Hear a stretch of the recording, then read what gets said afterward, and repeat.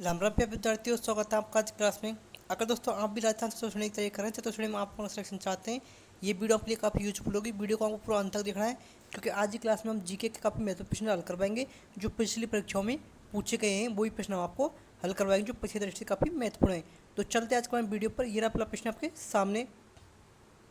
दोस्तों video start करने से पहले अगर आप हमारे चैनल पर पहली बार आए, वीडियो को लाइक कर लें, चैनल को सब्सक्राइब कर लें। बताएं दोस्तों, राजस्थान के प्रसिद्ध पखावज वादक हैं। दोस्तों हमसे पखावज वादक के बारे में पूछा गया है, तो प्रसिद्ध पखावज वादक पंडित पुरुषोत्तम दास इसका करेक्ट आंसर होगा। चलते हैं अगले प्रश्न की ओर। राजस्थान के राजसी ठाठ बाट सहित विशेष सुविधा से युक्त पैलेस ऑन व्हील नामक एक रेलगाड़ी चलाई गई थी दोस्तों, जो कौन सी सन में चलाई गई थी। दोस्तों इस प्रश्न को आपको मोस्ट लगाना, ये परीक्षा में छपने वाला प्रश्न है कि जो पैलेस ऑन व्हील चलाई गई थी वो कौन सी सन में चलाई गई थी। 1978 में, 1982 में, 1989 में, सन 1993 में। दोस्तों ये ट्रेन जो है 1982 में चलाई गई थी, जिसका नाम पैलेस ऑन व्हील्स था। काफ़ी वक्त प्रश्नों में इस ट्रेन का नाम आपसे पूछा जाता है कि वो ट्रेन जो चलाई गई थी उसका नाम क्या था, तो आपको नाम और सन दोनों याद रखने हैं। चलते हैं अगले प्रश्न की ओर। राजस्थान में मरुत्रिकोण पर्यटन परिपथ में सम्मिलित जिले कौन कौन से? बाड़मेर, जोधपुर और जैसलमेर, जोधपुर, बीकानेर, नागौर, जोधपुर, जैसलमेर, बीकानेर, बाड़मेर, जोधपुर या फिर जालौर। यहाँ से पूछा गया मरुत्रिकोण, तो मरुत्रिकोण में जो है जोधपुर, जैसलमेर और बीकानेर तीनों जिले जो है इसके करेक्ट आंसर होगा। ऑप्शन सी इसका करेक्ट आंसर होगा। चलते हैं हम अगले प्रश्न की ओर। अल्बर्ट म्यूजियम की स्थापना जयपुर के किस शासक ने की थी? सवाई राम सिंह ने, सवाई राम सिंह द्वितीय ने, सवाई जयसिंह प्रथम ने, सवाई जयसिंह द्वितीय ने। सवाई राम सिंह द्वितीय के द्वारा जो है अल्बर्ट म्यूजियम की स्थापना की गई थी।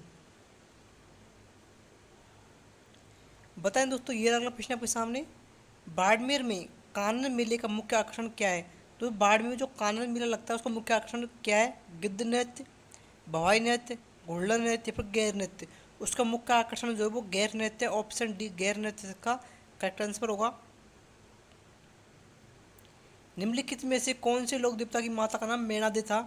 मल्लीनाथ जी की माता का नाम, पाबू जी की माता का नाम, रामदेव जी की माता का नाम या फिर गोगा जी की माता का नाम। दोस्तों रामदेव जी की माता का नाम जो है मेणादे था। ऑप्शन सी रामदेव जी इसका करेक्ट आंसर होगा।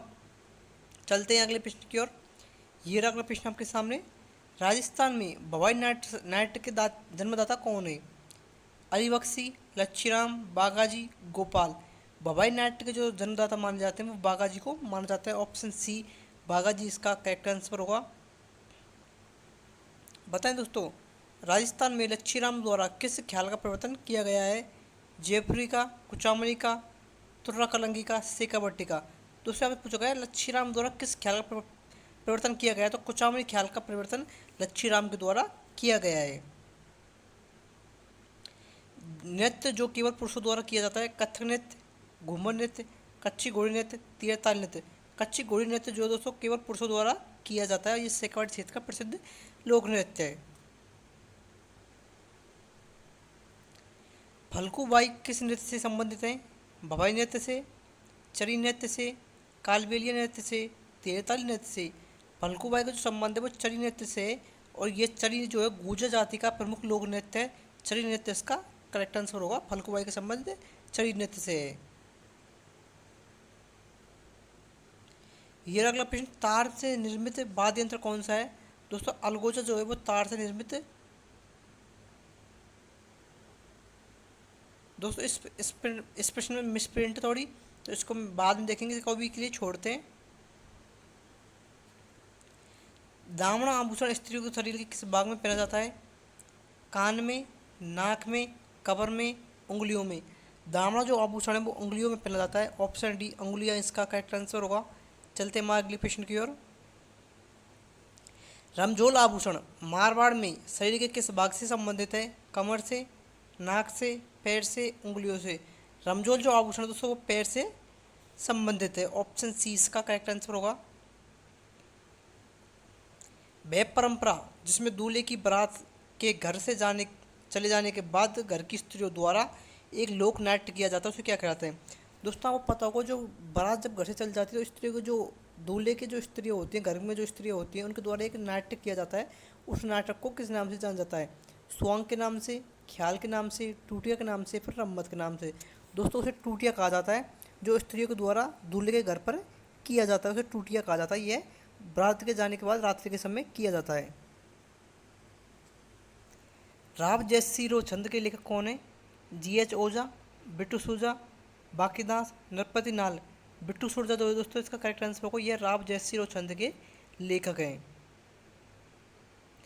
बीसल देव रासो के रचयिता हैं चंदवरदाई, महेश दास, सूर्यमल मिश्र, नरपति नाल। नरपति नाल जो है बीसल देव रासो के रचयिता हैं। ये रहा अगला प्रश्न आपके सामने। रियासत के शासकों ने अपनी वीरता, विजयों आदि का वृत्तांत को इतिहासकारों द्वारा लिखे गए अभिलेखों में संयोज कर रखा है। इस वृत्तांत को क्या कहा जाता है? दोस्तों प्राचीन समय में जो कोई भी राजा शासक होता था वो अपनी विजय, वीरता एवं कोई उपलब्धि होती थी उसे अभिलेखों में संयोज कर रख देता था। उन अभिलेखों को हम वर्तमान में किस नाम से जानते हैं? इवावैत के नाम से, बात के नाम से, ख्यात के नाम से, बचनिका के नाम से। उन्हें हम वर्तमान में ख्यात कहा जाते हैं। ख्यात में जो हमें शासकों की विजय के बारे में एवं उनकी उपलब्धियों के बारे में जानकारी हमें ख्यात से प्राप्त होती है। राणे जगपत राम मराशो किस शासक की मृत्यु पर शोक मनाने के लिए लिखी गई है? दोस्तों ये पंक्ति आपको जो दी गई है, राणे जगपत राम मराशो, ये पंक्ति किस शासक की मृत्यु पर बोली गई थी? महाराजा जनक सिंह की मृत्यु पर, महाराजा जगत सिंह की मृत्यु पर, महाराजा जीवन सिंह की मृत्यु पर, या फिर महाराजा जयदीप की सिंह की मृत्यु पर? दोस्तों ये पंक्ति जो महाराजा जगत सिंह, ये सिंह है दोस्तों, महाराजा जगत सिंह की मृत्यु पर ये पंक्तियाँ बोली गई थी कि राणा जगपत राम महाराज शो। ये पंक्तियाँ महाराजा जगत सिंह की मृत्यु पर शोक दर्शाने के लिए बोली गई थी। अगर दोस्तों आपने अभी तक हमारे वीडियो को लाइक नहीं किया, जल्दी से वीडियो को लाइक कर लें और चैनल को सब्सक्राइब कर लें। ये रहा अगला प्रश्न आपके सामने। दादू पंत का साहित्य किस भाषा में संग्रहित है? मारवाड़ी में, बांगड़ी में, मेवाती में, ढूंढाड़ी में। ढूंढाड़ी भाषा में जो है दादू पंत का साहित्य संग्रहित है। राजस्थानी भाषा एवं संस्कृति में डिंगल क्या है? एक काव्य की शैली है, बोली है, लिपि है, गद्य गीत है। दोस्तों राजस्थान भाषा तो यहाँ पर लिखा गया है, तो बोली ये एक प्रकार की बोली होती है, लेकिन यहाँ पे इसको काव्य की शैली माना गया है। डिंगल एक जो होती है वो काव्य की शैली होती है। यहाँ पे पूछा गया भाषा और संस्कृति में डिंगल के बारे में पूछा गया है, तो संस्कृति में डिंगल जो है वो काव्य की एक शैली है।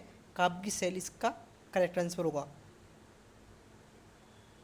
यह दोस्तों अगला प्रश्न, गोडवाड़ी उपबोली किस राजस्थान भाषा से संबंधित है? बताएं दोस्तों, गोडवाड़ी उपबोली जो है वो किस राजस्थानी भाषा से संबंधित है? मारवाड़ी से, हड़ौती से, ढूंढाड़ी से, अहिरवाड़ी से। मारवाड़ी भाषा से ये संबंधित है। ऑप्शन ए इसका करेक्ट आंसर होगा। डॉक्टर ग्रियर्सन ने अपनी पुस्तक लिंग्विस्टिक सर्वे ऑफ इंडिया में राजस्थान बोलियों को मुख्य रूप समूह में विभाजित किया है। तो मुख्य 5 समूह में इस राजस्थानी भाषा को विभाजित किया गया है। यह दोस्तों अगला प्रश्न के सामने, राजस्थान की भाषा के लिए राजस्थानी शब्द का प्रयोग सर्वप्रथम किसने किया था? कवि कुशल राव ने, सूर्यमल मिश्र ने, जॉर्ज अब्राहम ग्रियर्सन ने, जेम्स टोड ने। Option C George Abraham Grierson इसका करेक्ट आंसर। इन्होंने सर्वप्रथम राजस्थानी शब्द का प्रयोग किया था।